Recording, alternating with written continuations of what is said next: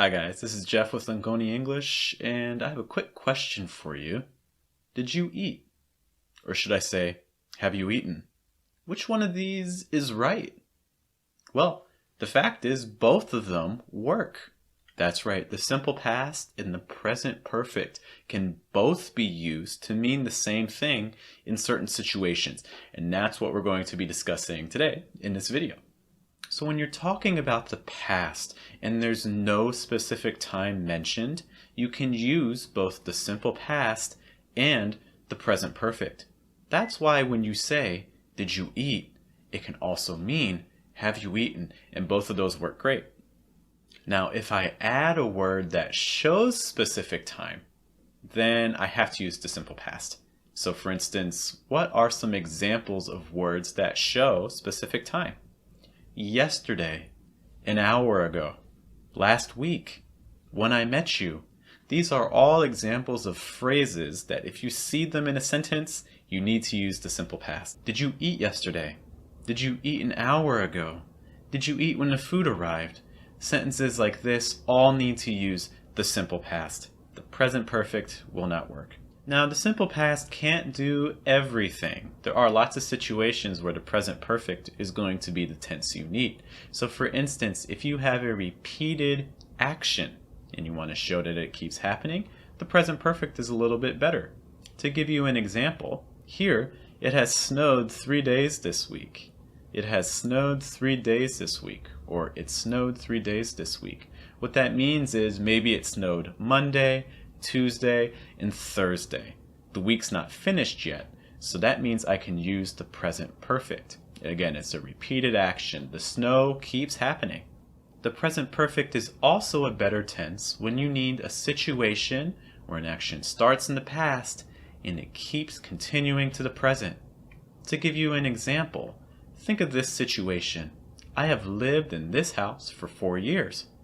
I moved in 2017, so it started in 2017. I still live here now, so that means I can use the present perfect. I've lived in this house since 2017. Now you do need to be a little bit careful with this. If you say, I have lived here for 4 years, that again means that for the last 4 years and now you live here. But if you say, I lived here 4 years, if I use the simple past, that means I no longer live in this house. So again, I have lived here 4 years means that 4 years ago I moved here, I'm still here. I lived here for 4 years means that at some point in the past there was this 4-year period where I lived here, but I don't live here anymore. Let's now do some practice. I'm going to give you a sentence in the simple past.